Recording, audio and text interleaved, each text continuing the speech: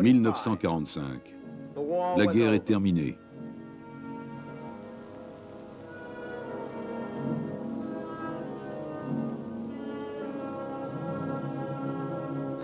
Lentement, douloureusement, l'Europe reprend vie.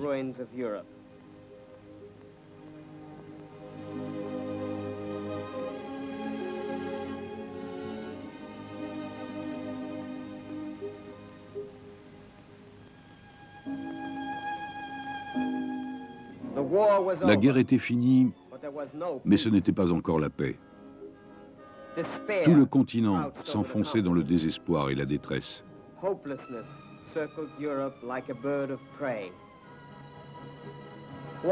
Pourquoi tout cela?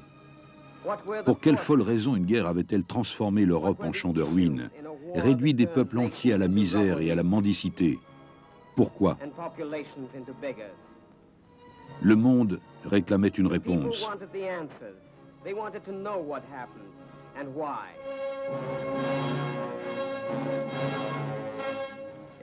C'est au palais de justice de Nuremberg qu'eut lieu la réunion des pays vainqueurs.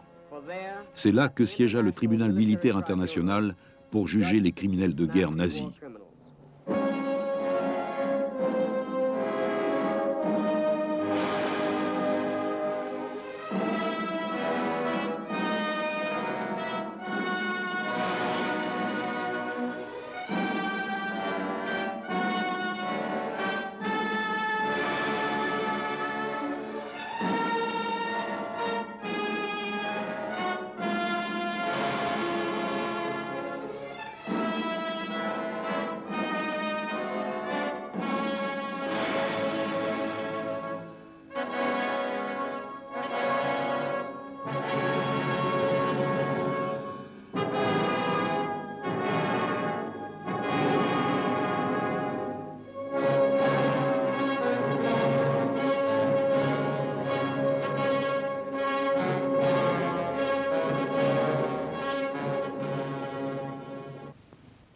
Le juge Robert Jackson, principal procureur américain, lut une déclaration préliminaire au nom de l'accusation. Le privilège d'ouvrir le premier procès de l'histoire pour crimes contre la paix humaine impose de grandes responsabilités.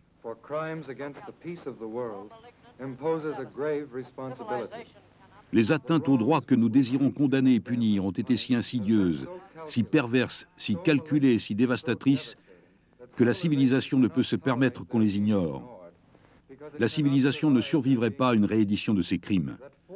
Les 4 grandes nations sorties victorieuses mais meurtries ont refusé de se venger et ont décidé de soumettre les ennemis qu'elles ont capturés au jugement de la justice. C'est là un des plus grands hommages rendus par le pouvoir à la raison. Cette procédure représente un effort réel des 4 plus puissantes nations soutenues par 14 autres, d'utiliser le droit international pour maîtriser la plus grande menace de notre temps, la guerre d'agression.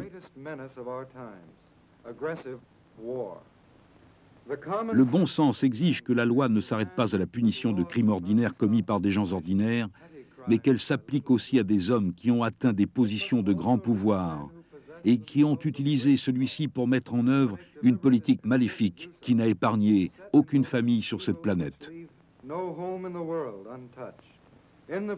Dans le box des prisonniers, nous voyons un groupe de 20 hommes finis, cassés, méprisés, autant par ceux qu'ils ont guidés jusqu'à l'humiliation que par ceux qu'ils ont attaqués. Leur pouvoir d'engendrer le malheur est maintenant annihilé. Leur destin individuel n'aura désormais que peu d'importance sur l'avenir du monde. Ce qui rend ce procès important, c'est ce que ces prisonniers représentent, ces impulsions sinistres qui ne vont pas disparaître et qui planeront sur le monde bien après que leur propre corps soit retombé en poussière. Ils sont les symboles vivants de l'arrogance et de la cruauté du pouvoir,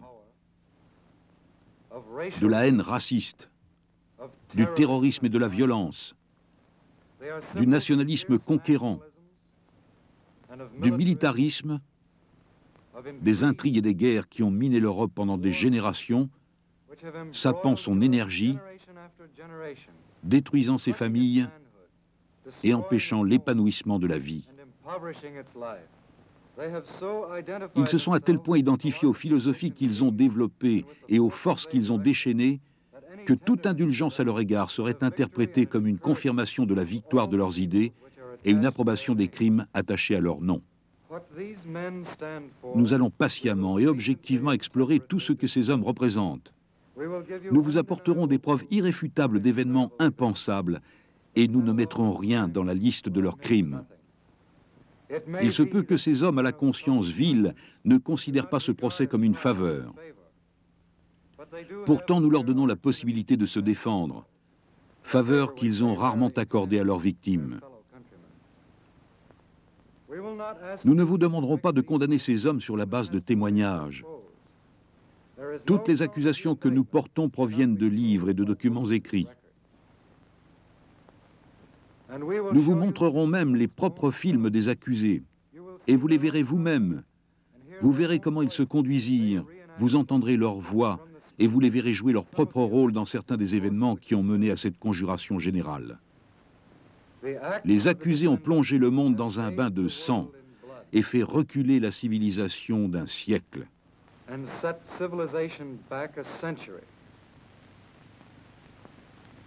Ils ont soumis leurs voisins d'Europe à toutes les humiliations et à toutes les souffrances.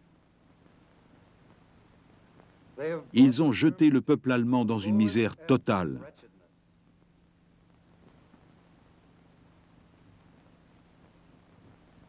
Ils ont encouragé la haine et suscité la guerre civile sur tous les continents. Voilà ce que représentent ces hommes devant vous dans le box des accusés. Dans ce procès, la véritable victime est la civilisation.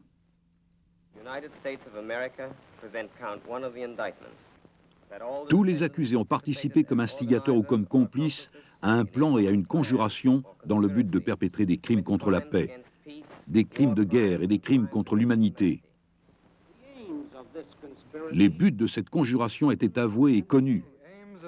Il s'agit là d'une conjuration bien différente de celles qui ont pu être jugées jusqu'à présent.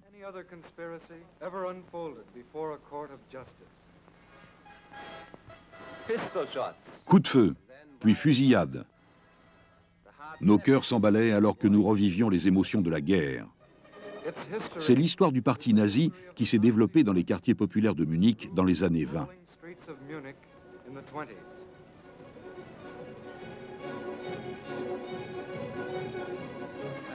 Dès le début, tous les moyens furent bons pour Hitler et ses fidèles. Peu importait que ces moyens fussent honorables, légaux ou autres. Ils visaient à contrôler le plus complètement possible la communauté allemande. Leurs intentions avaient été ouvertement exposées dans Mein Kampf et le programme du parti.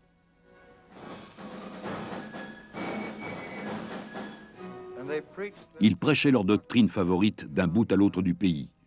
Ils prétendaient que les hommes de sang germanique appartenaient à une race supérieure ayant le droit de dominer et même d'exterminer les autres races.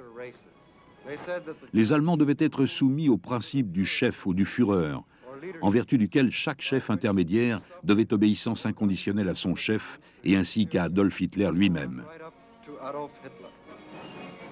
La guerre était une activité noble et nécessaire pour les Allemands.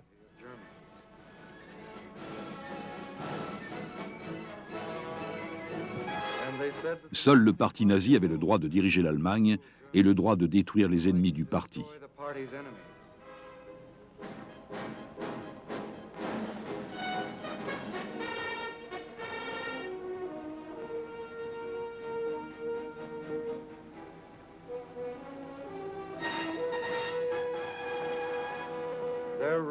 Leur ascension fut basée sur la tromperie, l'intimidation et la coercition culminant dans la terreur et le feu.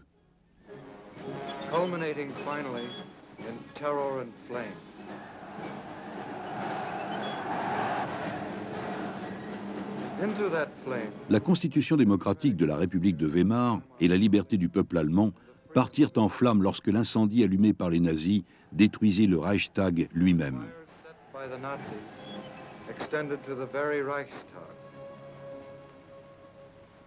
Hans Geselius, un témoin qui avait une position élevée dans l'administration de la police de Berlin, raconte son enquête sur l'incendie du Reichstag.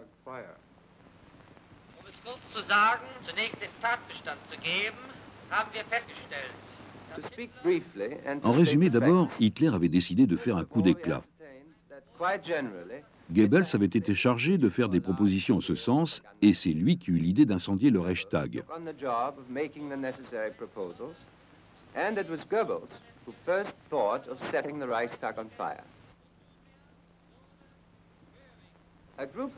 Un groupe de 10 SA de toute confiance fut mis sur pied, et Göring fut informé de tous les détails du plan. Il devait faire en sorte, il nous l'avait promis, que la police, encore sous le choc de l'événement, serait envoyée sur des fausses pistes.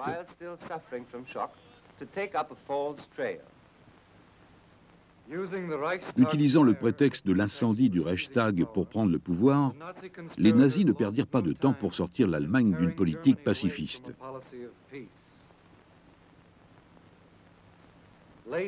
Dès la fin de l'année 1933, ils sortirent de la conférence du désarmement, quittèrent la Société des Nations, lancèrent un programme de réarmement secret.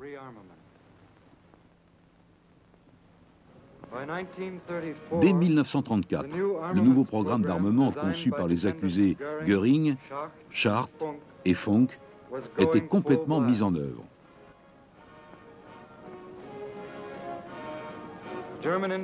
L'industrie allemande fabriquait à nouveau des engins de guerre.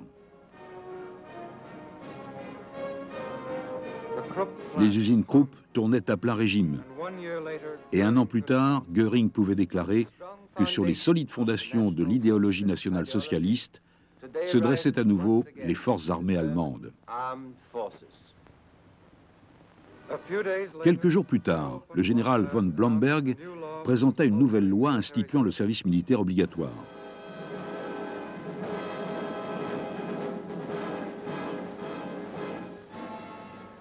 La loi fut signée par les accusés Göring, Hess, Frank, Frick, Schacht et von Moller, et l'entraînement commença.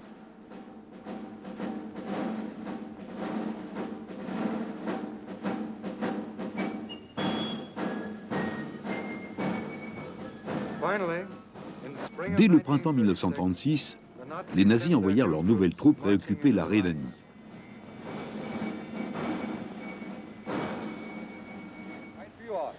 Mon Führer, le 7 mars 1936, les soldats de l'armée créée sur votre ordre ont traversé la rivière sacrée de l'histoire allemande et réoccupé leurs anciennes garnisons. Ils ont juré une loyauté et une obéissance indéfectibles au Führer, quelles que soient ses décisions, et ils ont juré de le suivre et de prouver leur sincérité en portant un amour éternel à l'Allemagne.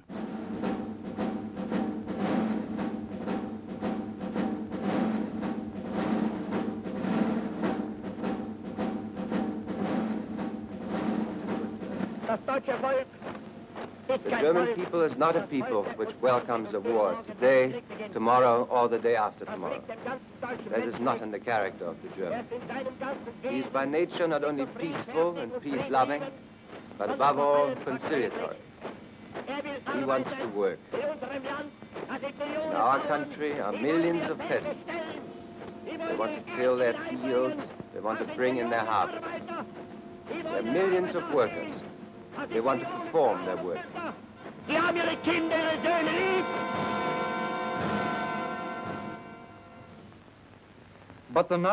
Les conjurés nazis, au nom du Lebensbaum, continuèrent à faire de nouveaux plans contre la paix. En novembre 1937, Hitler convoque les accusés Göring, von Neurath, Raeder et le général von Blomberg et von Fritsch. La réunion était secrète, mais le lieutenant-colonel Osbach, assistant administratif d'Hitler, consigna fidèlement les paroles de celui-ci. Le problème allemand ne peut être résolu que par la force. Il faut consolider notre position militairement et politiquement. Notre premier objectif doit être la conquête simultanée de la Tchécoslovaquie et de l'Autriche. L'annexion de ces deux États nous procurera un avantage militaire et politique considérable.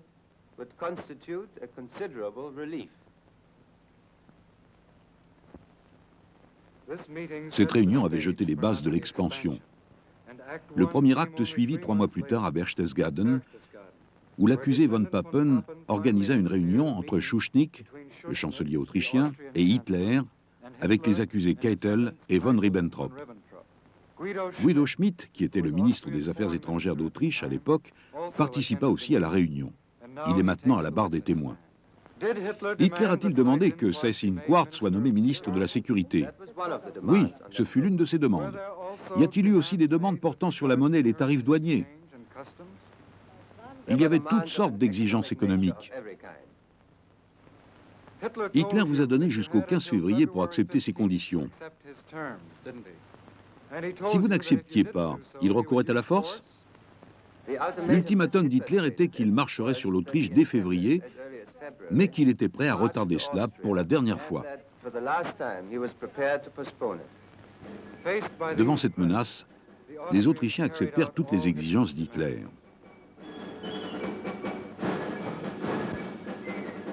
Mais les conjurés nazis n'étaient pas encore satisfaits. Un mois plus tard, lorsque Schuschnigg annonça un référendum sur l'indépendance de l'Autriche, Hitler et l'accusé Göring exigèrent que le référendum soit annulé. Un autre ultimatum exigea la démission de Schuschnigg 3 heures plus tard. Craignant une invasion, Schuschnigg démissionna et l'accusé Seyss-Inquart fut nommé nouveau chancelier autrichien. Ce même jour, Göring appela de Berlin Kepler, l'ambassadeur d'Allemagne à Vienne. La conversation fut enregistrée. Kepler parla d'abord. « Bon, maintenant, c'est nous qui représentons le gouvernement. » C'est cela. Nous devrions recevoir un télégramme de Seyss-Inquart. Veuillez noter. Le gouvernement autrichien adresse au gouvernement allemand une demande urgente de l'aider à assurer sa mission pour l'aider à empêcher un bain de sang. Il demande au gouvernement allemand d'envoyer des troupes dès que possible. Alors que les SA et les SS défilent dans les rues, tous les organismes provisoires se sont effondrés. Seyss-Inquart reste au pouvoir en Autriche. Les troupes traversent la frontière ce jour même.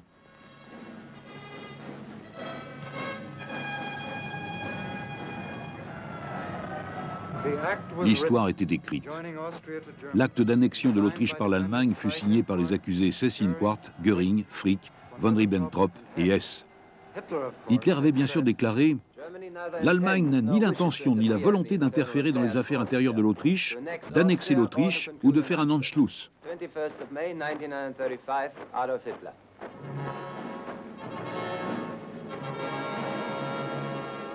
Rideau sur le premier acte. Mais les conjurés nazis se préparaient déjà pour le deuxième acte. Mémorandum d'Hitler à son haut commandement.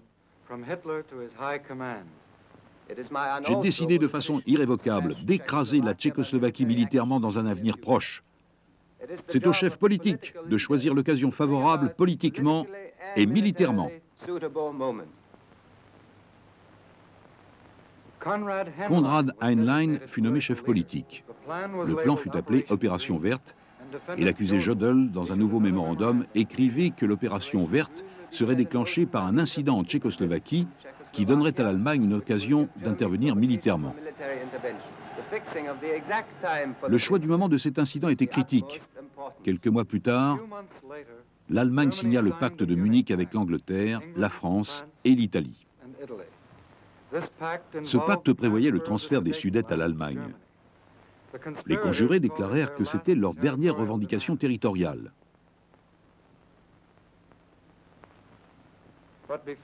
L'encre du traité était à peine sèche qu'il préparait de nouveaux plans, car le but d'Hitler était d'absorber complètement la Tchécoslovaquie. Le président tchèque Paka fut convoqué à une réunion par Hitler avec les accusés Göring, von Ribbentrop et Keitel. Ils lui donnèrent un ultimatum. La Bohême et la Moravie seraient immédiatement annexées par l'Allemagne. Sinon, la Tchécoslovaquie serait envahie et Prague détruite par des bombardements aériens. Paka ne pouvait rien faire. Les accusés von Ribbentrop et Frick signèrent un décret faisant de la Moravie et de la Bohême un protectorat allemand. Pourtant, quelques mois auparavant, dans un discours sur les Sudètes, Hitler avait déclaré « J'ai promis et répété qu'il n'y aurait plus de problème pour l'Allemagne en Europe. Je n'ai plus d'intérêt dans l'État tchèque et je le garantis.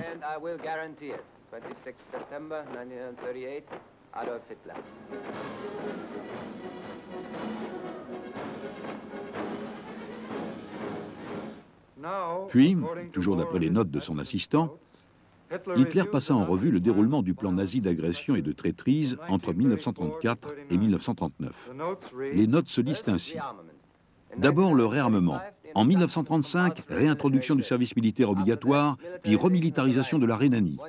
Une année plus tard, l'Autriche. Cela renforcera considérablement la position du Reich. L'étape suivante fut la Bohême et la Moravie. Suivit ensuite l'établissement du protectorat, qui permit de poser les bases de l'action contre la Pologne. En fait, je n'avais pas réorganisé les forces armées pour les laisser inactives. J'avais toujours prévu de les faire passer à l'action. Au nom du Royaume-Uni d'Angleterre et d'Irlande du Nord, Sir Hartley Shawcross présente le deuxième chef d'accusation, crime contre la paix. Tous les accusés sont coupables d'avoir participé à l'élaboration, puis à la conduite de guerres d'agression, guerres entreprises en violation de traités internationaux, accords et garanties. La première étape fut la Rhénanie et la suivante fut l'Autriche. La Rhénanie a été réoccupée, l'Autriche et la Tchécoslovaquie ont été annexées. Les conjurés se tournent alors vers le problème suivant, la conquête de la Pologne. Les paroles d'Hitler sont encore transcrites par un assistant, le lieutenant-colonel Schmunk.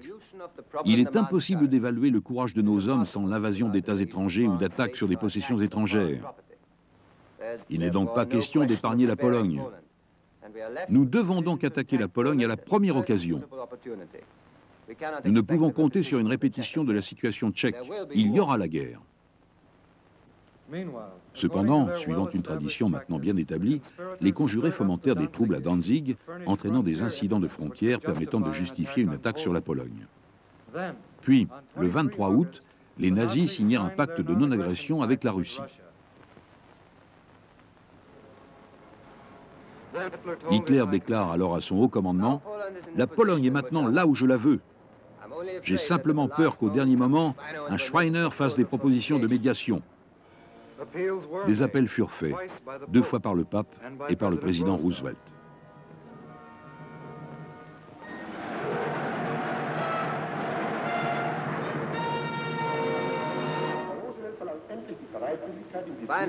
En fin de compte, M. Roosevelt demande qu'on lui donne des assurances que les forces armées allemandes n'attaqueront pas et surtout n'envahiront pas les territoires ou possessions des pays indépendants suivants.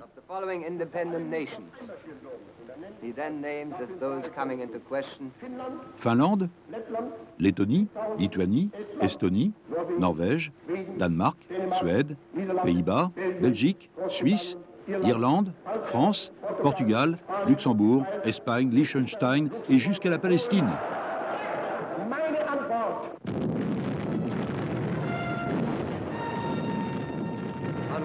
Le 1er septembre 1939, les nazis lancent la Wehrmacht sur la Pologne, ainsi que dans une nouvelle guerre mondiale.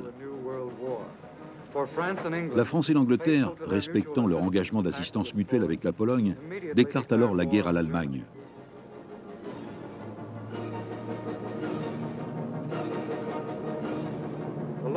La Luftwaffe lance des attaques massives sur les villes et cités polonaises.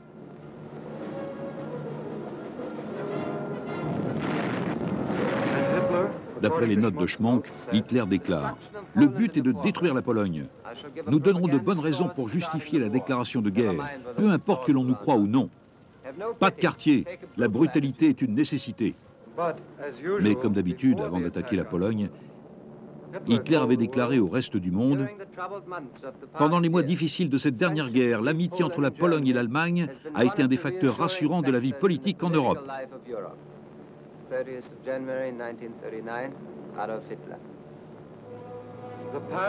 Le chemin de la destruction commençait en Pologne, mais bientôt il s'étendit au nord et au sud à travers toute l'Europe. Chaque nouvelle agression était basée sur le principe d'Hitler que dans une guerre, ce qui comptait, c'était la victoire et non le droit. Traité de non-agression. Il est bien décidé de maintenir la paix entre le Danemark et l'Allemagne, quelles que soient les circonstances. Le 9 avril 1940, les troupes allemandes envahissent le Danemark.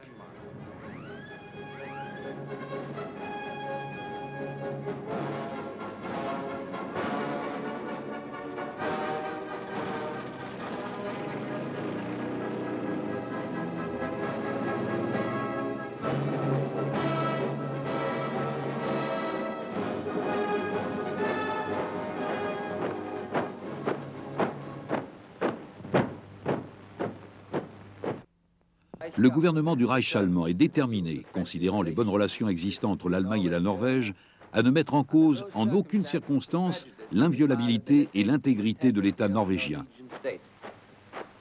2nd of September 1939, Deutsches Reich. Le 9 avril 1940, les troupes allemandes envahissent la Norvège.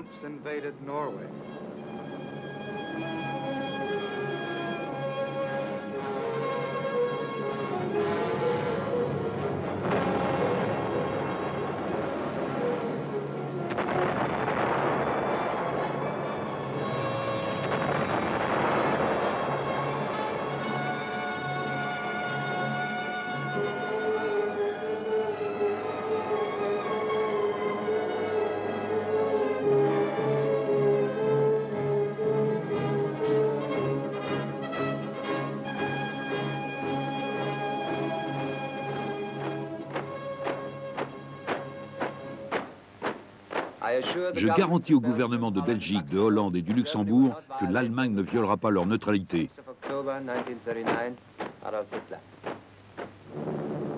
Le 10 mai 1940, les troupes allemandes envahissent la Belgique, la Hollande et le Luxembourg.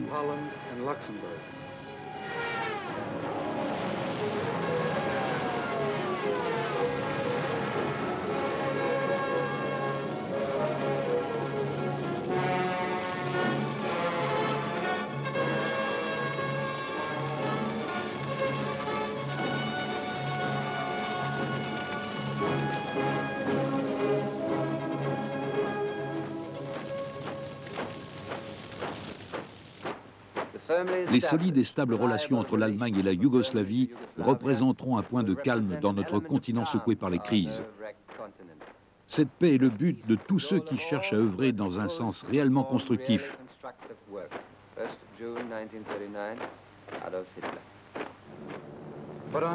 Le 6 avril 1941, les troupes allemandes envahissent la Yougoslavie.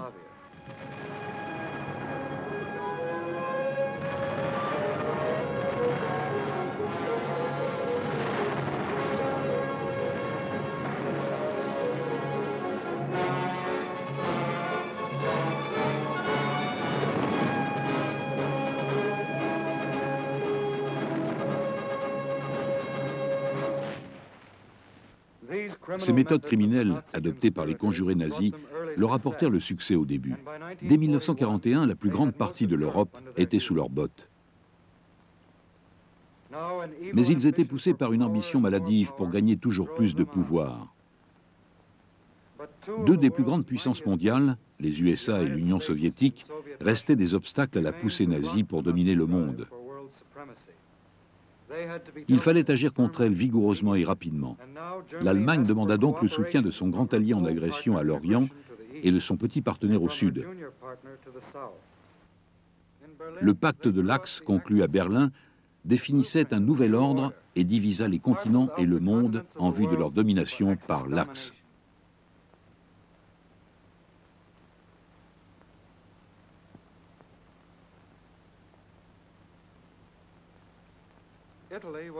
L'Italie devait avoir la zone méditerranéenne, le Japon l'Orient, et l'Allemagne aurait le reste du monde.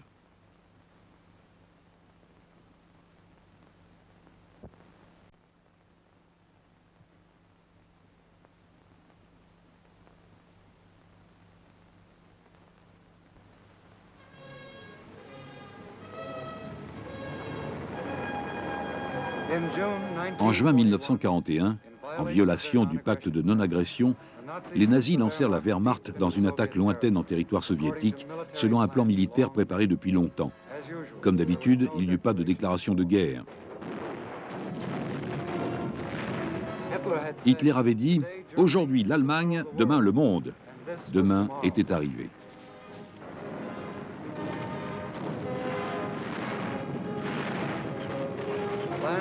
Guerre au sol à l'est, guerre dans les airs à l'ouest. La Luftwaffe, commandée par l'accusé Göring, se déchaîne contre les habitants et les villes d'Angleterre. Hitler, après tout, avait déclaré au Reichstag « Je vais niveler leurs villes ».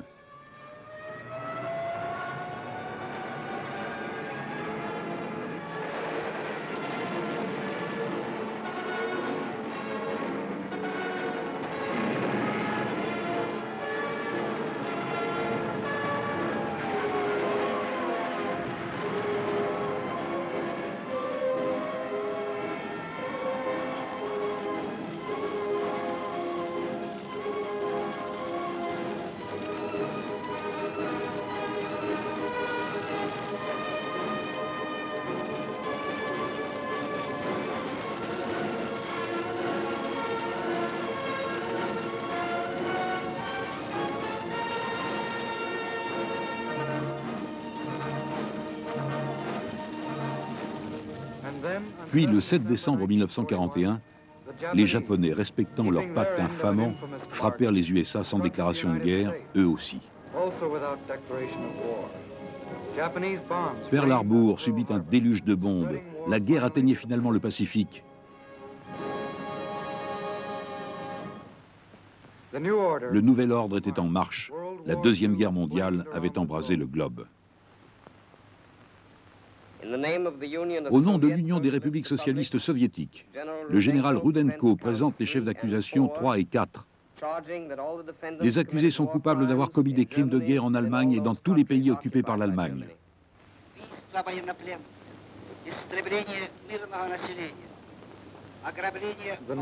Les conjurés nazis ont commis des crimes contre les armées ennemies, contre les prisonniers de guerre, contre les populations civiles des territoires occupés au nom d'une doctrine barbare de la guerre totale qui les libérait des règles du droit international ou des règles de la guerre.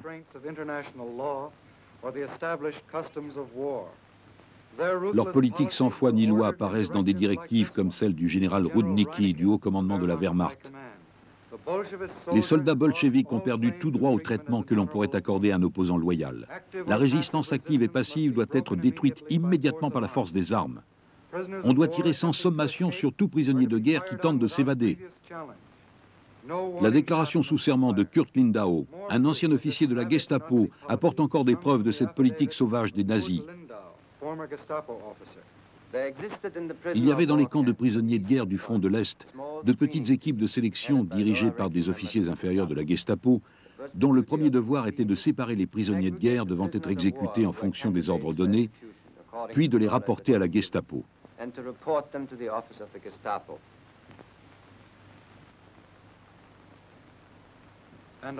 Une lettre de l'accusé Rosenberg à l'accusé Kettel en 1942 déclarait sans ambiguïté « Une grande partie des prisonniers de guerre soviétiques a été condamnée à la famine ou est morte en raison des intempéries. Le plus souvent, les prisonniers ne pouvaient plus marcher à cause de la faim ou de l'épuisement. Dans de nombreux camps, il n'y a aucun abri pour les prisonniers. On ne fournit même pas d'outils pour creuser des trous ou des cavernes. » Lorsque certains se sont opposés à ce traitement qui violait la Convention de Genève, voici ce que répondit l'accusé Kettel dans un mémorandum. « Ce que nous recherchons, c'est la destruction d'une idéologie. J'approuve et je soutiens ces mesures. » Voici le témoignage du général Lausen, qui dépendait de l'amiral Canaris dans l'Abwehr. Le général Lausen a participé à des réunions où des crimes contre des populations entières étaient préparés par les conjurés nazis. Pouvez-vous nous dire exactement ce qui s'est passé à cette conférence dans le train du Führer?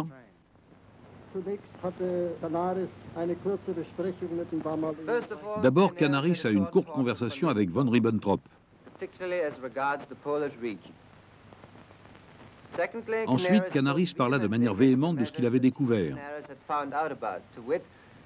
à savoir les mesures d'extermination prévues de l'intelligentsia, de la noblesse et du clergé polonais, ainsi que tout élément pouvant être considéré comme représentant le mouvement de résistance nationale.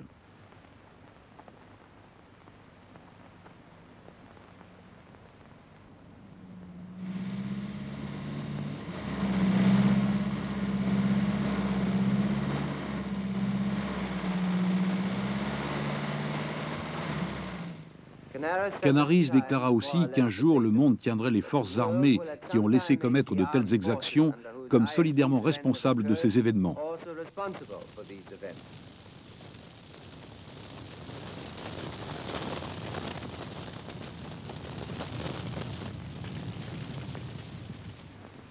L'accusé Frank, gouverneur nazi de la Pologne, est un autre des conjurés coupables d'avoir ordonné des exterminations de masse. Dans son journal, il écrit « Utilisant le fait que l'attention est tournée vers le front de l'Ouest, il a pu pratiquer une liquidation massive de milliers de Polonais. » Ces atrocités n'étaient pas cantonnées à l'Est, et en voici la preuve. Dans le village d'Oradour-sur-Glane, en France.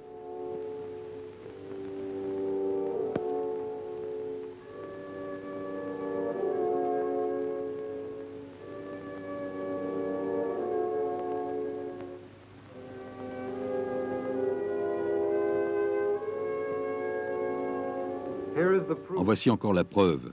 dans la ville de Bande, en Belgique.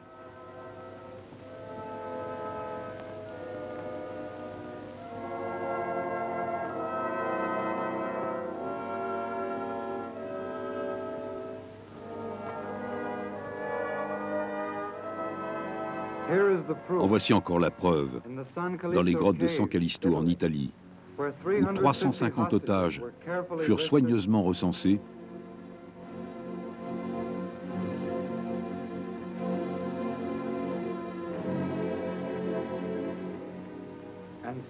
puis assassinés.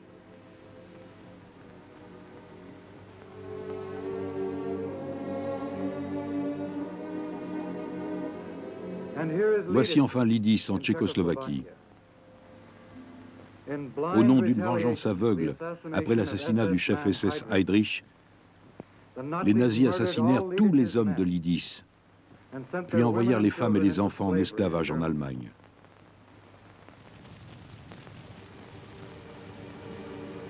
Ce n'était pas suffisant.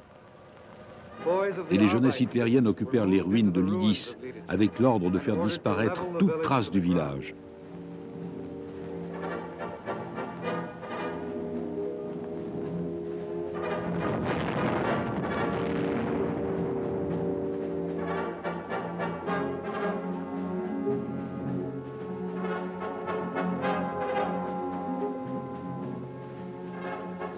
Pour les nazis, Lidis devait servir d'exemple à tous les peuples occupés.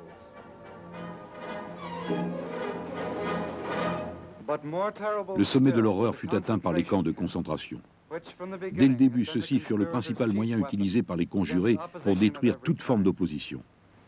Les Allemands anti-nazis furent les premières victimes, mais avec la guerre, leur nombre grossit pour inclure des citoyens de tous les pays d'Europe. Le témoin Rudolf Hess décrit leur sort. J'ai commandé à Auschwitz à partir du 1er décembre 1943 et j'estime qu'environ 2,5 millions de victimes y furent exécutées, exterminées au gaz et par les flammes.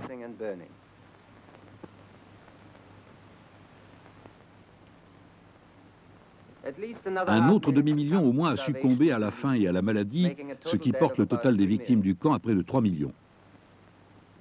Parmi ces victimes exécutées ou brûlées, il y avait environ 20 000 prisonniers de guerre russes arrivés à Auschwitz dans des camions de la Wehrmacht.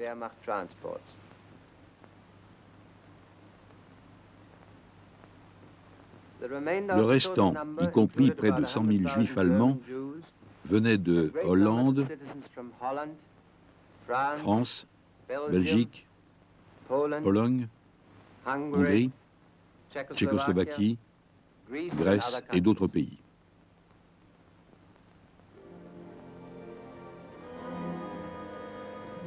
Il était courant de faire des expériences médicales dans de nombreux camps de concentration. Parmi celles-ci, l'abaissement de la température du corps à 28 degrés centigrades, chambre de pression, expériences avec des balles empoisonnées et des maladies contagieuses, et même des expériences de stérilisation. C'était un génocide, la destruction planifiée de tout un peuple, résultat direct de cette revendication des nazis d'avoir le droit de détruire les opposants du parti, d'avoir le droit de vie ou de mort sur le reste du monde.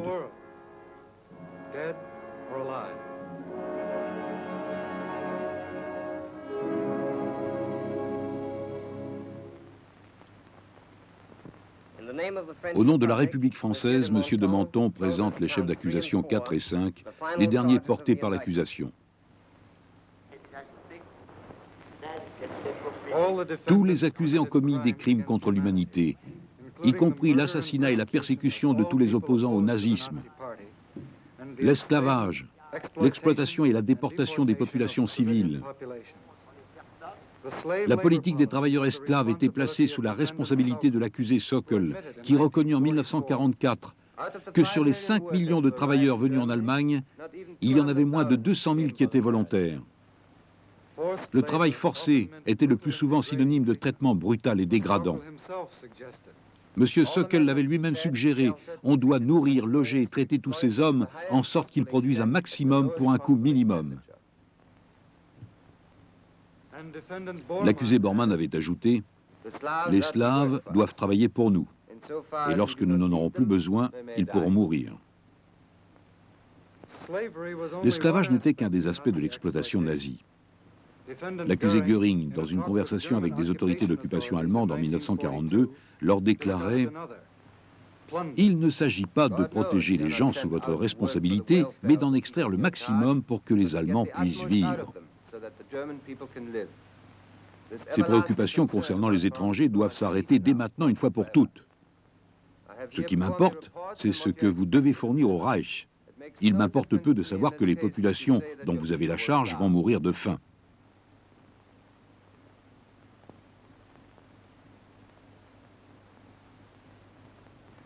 Les crimes nazis contre l'humanité ne se limitèrent pas aux étrangers. L'accusé Frick, en tant que ministre de l'Intérieur, avait établi un programme destiné aux Allemands âgés, malades mentaux ou souffrant de maladies incurables, les bouches inutiles. Des milliers d'entre eux furent envoyés dans des institutions spécialisées. Peu en sont revenus. Il y a des preuves pour affirmer qu'ils ont été assassinés car ils ne servaient pas les plans de la conjuration nazie. Le plus grand crime contre l'humanité commis par les nazis fut sans doute celui contre les Juifs. Une campagne de haine et de crime qui vient du cœur du mouvement nazi.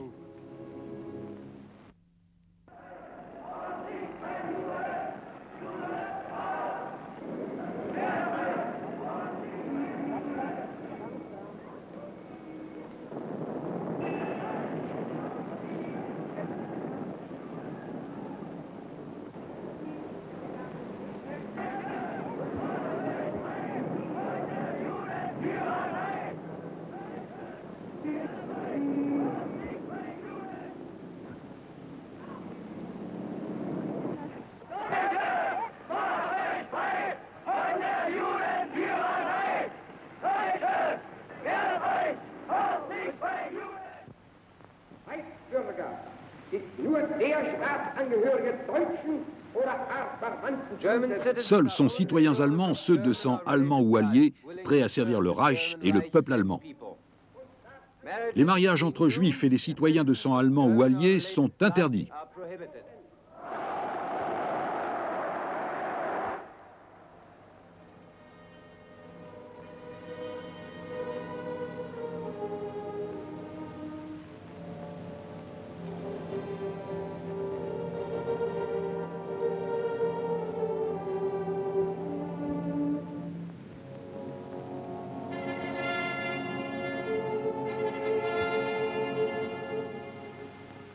Le brigadier général SS Trupp, commandant le ghetto de Varsovie en 1943, avait bien appris sa leçon nazie. Dans un rapport secret, il écrit « Le Reichsführer SS a décidé le 23 avril 1943 de nettoyer le ghetto avec la dernière brutalité.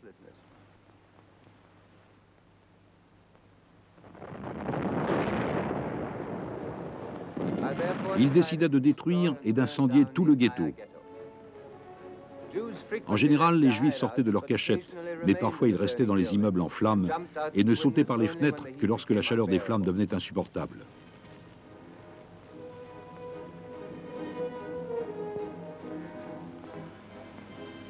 La vie dans les égouts n'était pas non plus facile.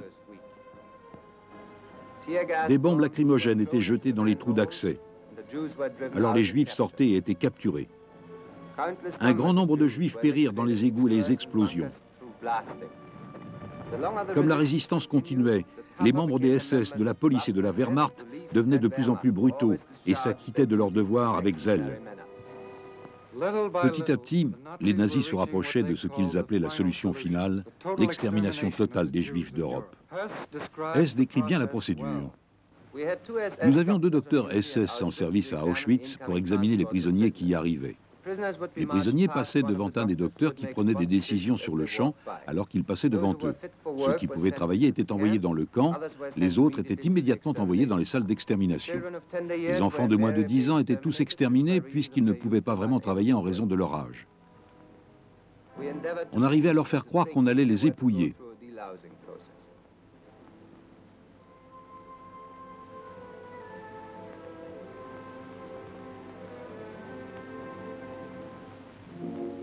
Il fallait de 3 à 15 minutes pour tuer les gens dans les chambres à gaz, en fonction des conditions de température extérieure. Nous savions que les gens étaient morts lorsque les cris s'étaient tus. Il fallait attendre en général une demi-heure avant d'ouvrir les portes pour enlever les corps. Lorsque les corps avaient été enlevés, un commando spécial prenait les anneaux et extrayait l'or des dents des cadavres. La plus grande partie de ce butin était alors transférée dans des caves secrètes de la Reichsbank à Francfort-sur-le-Main. La Reichsbank était dirigée par l'accusé Funk.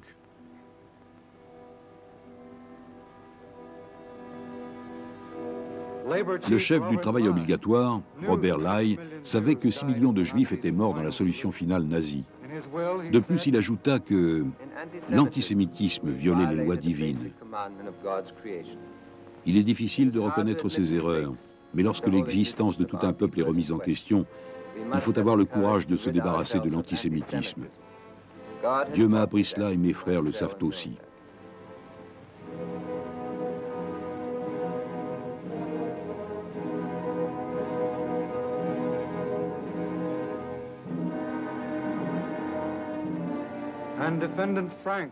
L'accusé Frank lui-même a déclaré à cette cour: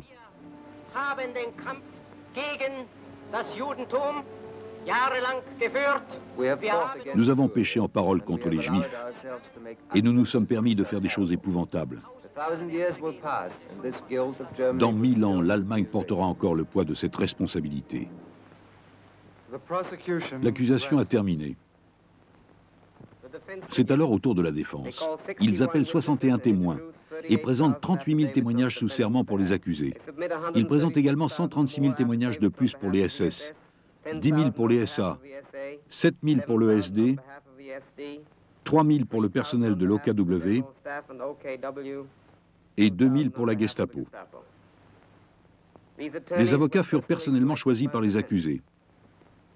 Plusieurs sont des avocats allemands connus et chacun se lève à son tour pour défendre son client. Certains nient en bloc toute culpabilité.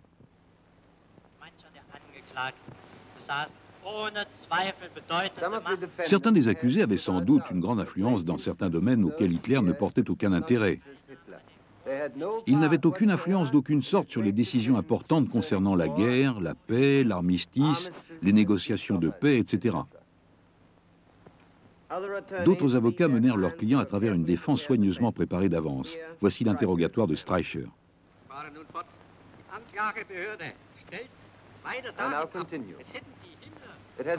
L'accusation prétend que personne n'aurait exécuté les ordres de tuer donnés par Himmler et Kaltenbrunner si vous n'aviez pas fait cette propagande et si vous n'aviez pas endoctriné le peuple allemand dans ce sens.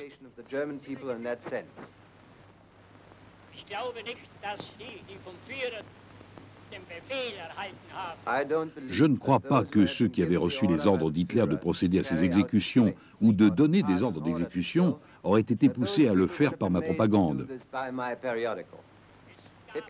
Mein Kampf avait déjà été écrit depuis longtemps, et c'est ce livre qui servait de base à toute la doctrine. Vint ensuite Kaltenbrunner.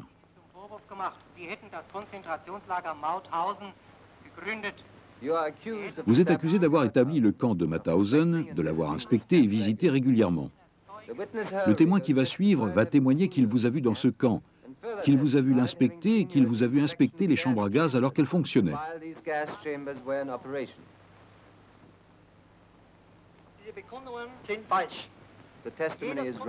C'est un faux témoignage.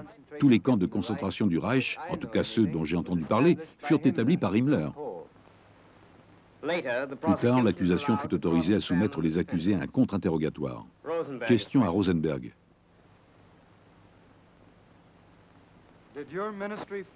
Vos agents ont-ils forcé les gens à abandonner leur pays, à vivre en Allemagne et à travailler pour l'État allemand?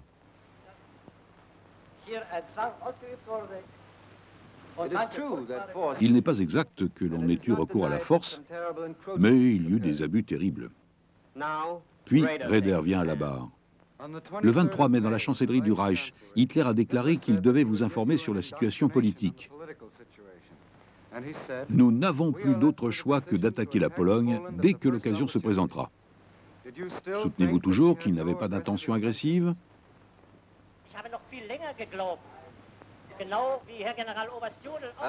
Je l'ai cru pendant longtemps. Comme l'a déclaré le général Jodl, je pensais qu'il pouvait résoudre le problème polonais sans effusion de sang, tout comme il l'avait fait en Tchécoslovaquie par un règlement politique. J'ai cru cela jusqu'au dernier moment, jusqu'au 22 août. C'est au tour de Keitel de subir un contre-interrogatoire. Hier, votre consul vous a montré cet ordre en date du 16 septembre 1941, disant qu'il faut absolument prendre des mesures cruelles tout de suite et que la vie humaine n'a absolument aucune valeur dans l'Est. Vous souvenez-vous de cette idée contenue dans l'ordre, que la vie humaine n'a absolument aucune valeur? Veuillez répondre à la question. Avez-vous signé cet ordre qui contenait ces mots? Oui. Puis, Jodl comparait. Vous souvenez-vous de toute autre raison ayant pu causer un tel taux de mortalité parmi les prisonniers de guerre soviétiques? Je ne connaissais pas les raisons de cette extermination massive, mais elles me paraissaient complètement fausses. Je sais cela au moins. Vint le tour de von Ribbentrop. Avez-vous déclaré sous serment à ce tribunal que vous n'étiez absolument pas au courant des pressions militaires exercées sur l'Autriche?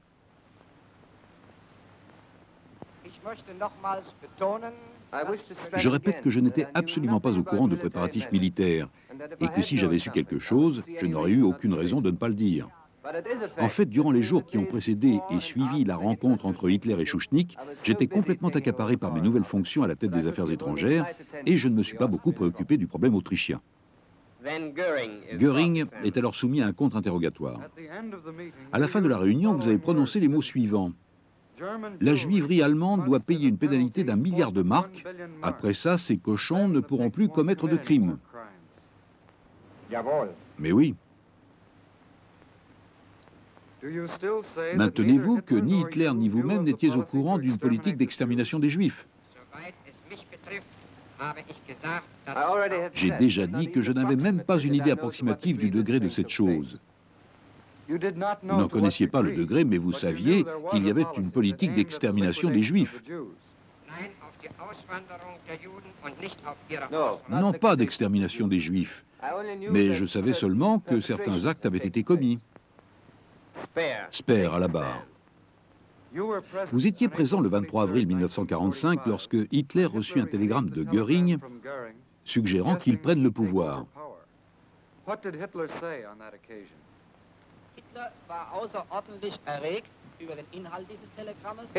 Hitler fut très énervé par ce télégramme et exprima sans ambiguïté l'opinion qu'il avait de Göring. Il savait déjà depuis un certain temps que Göring avait échoué, qu'il était corrompu et qu'il se droguait. Pourtant, c'était bien là dans la manière d'Hitler à cette époque. Il a continué en disant que Göring pouvait bien négocier la capitulation. Il a ajouté en aparté que le choix de celui qui la négocierait n'avait pas d'importance, montrant ainsi son mépris pour le peuple allemand.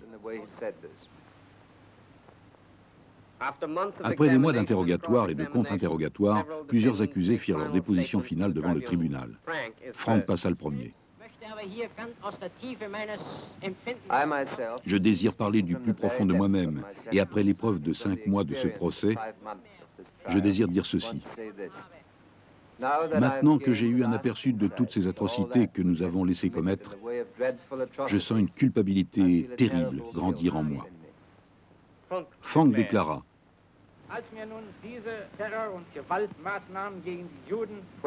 lorsque ces mesures de terreur et de violence contre les Juifs m'ont été montrées, j'ai subi un choc nerveux. Il m'est alors apparu évident qu'une succession d'événements dramatiques et de catastrophes s'était mise en marche pour aboutir aux résultats horribles et atroces qui viennent de nous être dévoilés et que je ne connaissais que partiellement au moment de mon emprisonnement. À ce moment, je fus saisi d'un sentiment de honte et de culpabilité que je ressens toujours aujourd'hui, mais c'est trop tard. Ce fut au tour de Chirard. Je suis coupable d'avoir endoctriné des jeunes et des adultes allemands qui ont commis des millions de crimes. Ensuite, Chartres.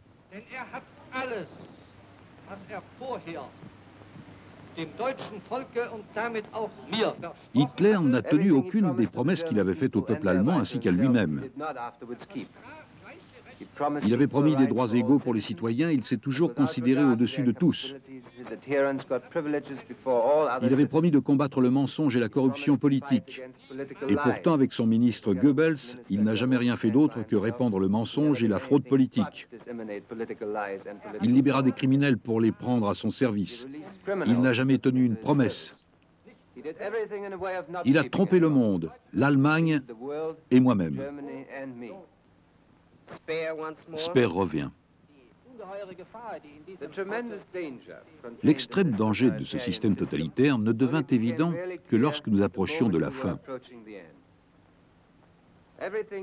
Tout ce qui a été montré dans ce procès, tous ces ordres exécutés sans hésitation, se sont révélés être des erreurs. C'est pourquoi ce procès doit contribuer à éviter de telles guerres criminelles à l'avenir et à établir des principes de coopération humaine. Puis qu'est-elle à nouveau?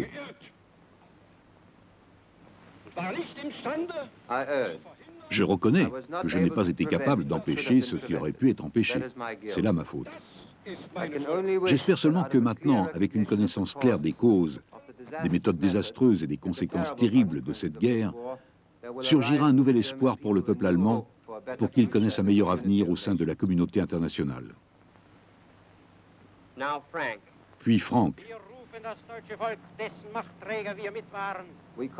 Nous en appelons au peuple allemand que nous avons représenté pour qu'il abandonne ses méthodes vouées à l'échec devant la justice de Dieu et vouées à l'échec aux mains de tous ceux qui pourraient être tentés de les suivre, où que ce soit dans le monde.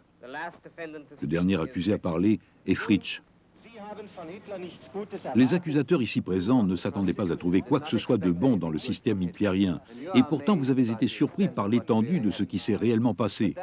Alors, essayez de comprendre l'indignation de ceux qui espéraient qu'Hitler ferait de bonnes choses et furent trahis. Je suis un de ceux-là. J'ai été trahi. Finalement, la défense et l'accusation conclurent. Un agresseur ne peut être condamné que par la conscience internationale. Cet organe suprême de l'humanité doit avoir une autorité réelle, mais aussi morale. Son jugement impartial doit être reconnu par tous avec confiance et doit être placé au-dessus des parties en présence. Au nom des États-Unis d'Amérique, le juge Jackson présente ses conclusions. À en croire les témoignages des accusés, ces hommes n'ont jamais vu les horreurs qui nous ont été exposées, n'en ont jamais parlé et n'en ont jamais entendu parler. Si nous nous amusions à regrouper les différents témoignages de la défense en une seule histoire, voici l'image ridicule du gouvernement d'Hitler que nous obtiendrions. Il était composé d'un numéro 2, qui n'a jamais soupçonné l'existence d'un programme d'extermination des Juifs, bien qu'il ait signé un très grand nombre de décrets antisémites. Le numéro 3 du régime n'était qu'un intermédiaire innocent transmettant les ordres d'Hitler sans les lire, comme un postier ou un porteur de plis, un ministre des Affaires étrangères qui avait peu de connaissances des affaires étrangères et encore moins de politique internationale, un maréchal en chef qui donnait des ordres aux forces armées mais n'avait aucune idée de leurs conséquences sur le terrain, un chef de la sécurité qui pensait que les missions de police de ses services, la Gestapo et le SD, se rapprochait plutôt du contrôle du trafic urbain. Un philosophe du parti qui n'avait aucune idée de la violence suscitée par sa philosophie sur ses contemporains. Un gouverneur général de Pologne en titre, mais sans pouvoir.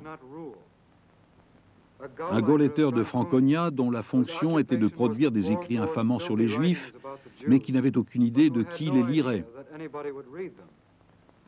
Un ministre de l'Intérieur qui ne savait pas ce qui se passait dans ses propres bureaux, encore moins dans son propre ministère, et rien du tout de ce qui se passait à l'intérieur de l'Allemagne. Un président de la Reichsbank qui n'avait aucune idée de ce qui rentrait ou sortait des coffres de sa banque. Dire que ces hommes ne sont pas coupables reviendrait à dire qu'il n'y a pas eu de guerre, pas de massacre, pas de crime. Sir Hartley Shawcross, au nom du Royaume-Uni, de Grande-Bretagne et d'Irlande du Nord, présente ses conclusions. Ce procès doit marquer une étape dans l'histoire de la civilisation et montrer qu'au bout du compte, le droit triomphe sur le mal, mais aussi que tous les gens ordinaires de ce monde sont maintenant convaincus que l'individu doit prévaloir sur l'État. La loi et l'État sont faits pour l'homme. Et grâce à eux, il doit pouvoir espérer une vie meilleure, des ambitions plus élevées, une dignité plus grande. Au nom de l'Union des républiques socialistes soviétiques, M. Rudenko présente ses conclusions. Lorsque nous posons les questions, les accusations contre les accusés ont-elles été prouvées devant la Cour? Les accusés ont-ils été convaincus de leur culpabilité? Il n'y a qu'une seule réponse. Leurs crimes sont prouvés.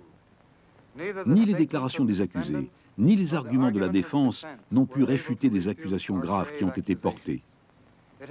Il n'est pas possible d'effacer des événements qui ont bien eu lieu. La vérité est là, elle est incontestable.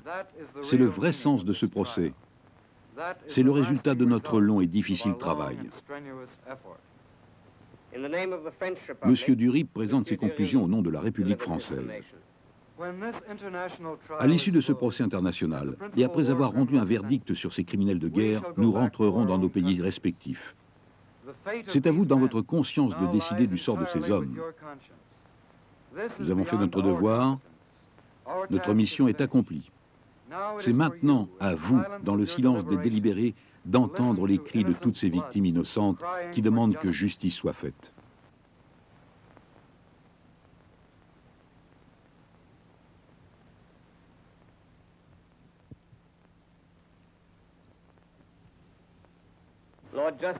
Le juge Lord Lawrence de Grande-Bretagne, Monsieur Francis Biddle des États-Unis, Monsieur de Fabre de France et le major général Likitchenko et leur substitut préparent la sentence.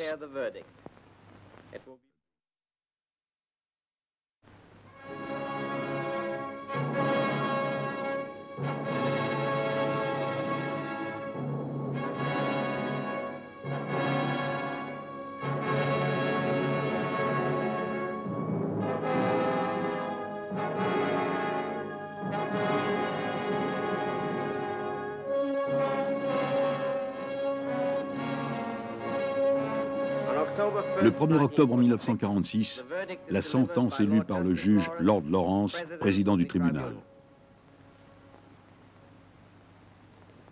En ce qui concerne les organisations, les SS, SD, Gestapo et leurs chefs sont déclarés coupables. Le haut commandement, les SA et le cabinet du Reich non coupables. En ce qui concerne les individus, Wilhelm Hermann Göring, coupable de conjuration, crime contre la paix, crime de guerre et crime contre l'humanité, condamné à mort par pendaison. Rudolf Hess, coupable de conjuration et de crime contre la paix, emprisonnement à vie. Joachim von Ribbentrop, coupable de conjuration, crime contre la paix, crime de guerre et crime contre l'humanité, mort par pendaison. Wilhelm Keitel, coupable de conjuration, crime contre la paix, crime de guerre et crime contre l'humanité, mort par pendaison. Ernst Kaltenbrunner, coupable de crimes de guerre et de crimes contre l'humanité, mort par pendaison. Alfred Rosenberg, coupable de conjuration, crime contre la paix, crime de guerre et crime contre l'humanité, mort par pendaison. Hans Frank, coupable de crimes de guerre et crimes contre l'humanité, mort par pendaison. Wilhelm Frick, coupable de crimes contre la paix, crimes de guerre et crimes contre l'humanité, mort par pendaison. Julius Streicher, coupable de crimes contre l'humanité, mort par pendaison. Walter Funk, coupable de crimes contre la paix, crimes de guerre et crimes contre l'humanité, emprisonnement à perpétuité. Hjalmar Schacht, non coupable sous cette accusation, relaxé. Karl Dönitz, coupable de crimes contre la paix et de crimes de guerre, 10 ans de prison. Eric Raeder, coupable de conjuration, crimes contre la paix, crimes de guerre, emprisonnement à vie. Baldur von Schirach, coupable de crimes contre l'humanité, 20 ans de prison. Fritz Sauckel, coupable de crimes de guerre et crimes contre l'humanité, mort par pendaison.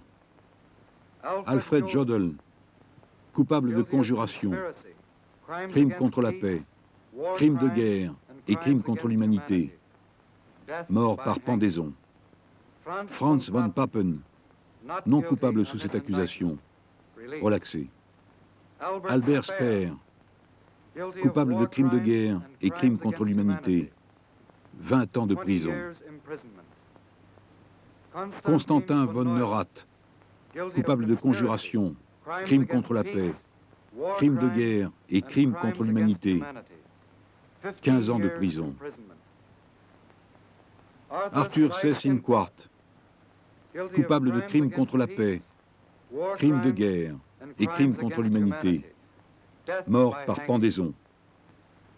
Hans Fritsch, non coupable sous cette accusation, relaxé. Martin Bormann, jugé par contumace, coupable de crimes de guerre et crimes contre l'humanité, mort par pendaison.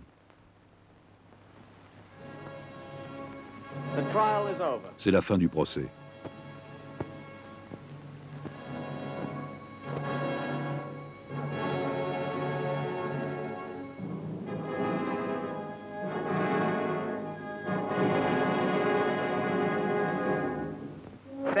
Sept d'entre eux commencent à purger leur peine de prison. Göring choisit de périr de ses propres mains. Les 10 autres attendent le bourreau.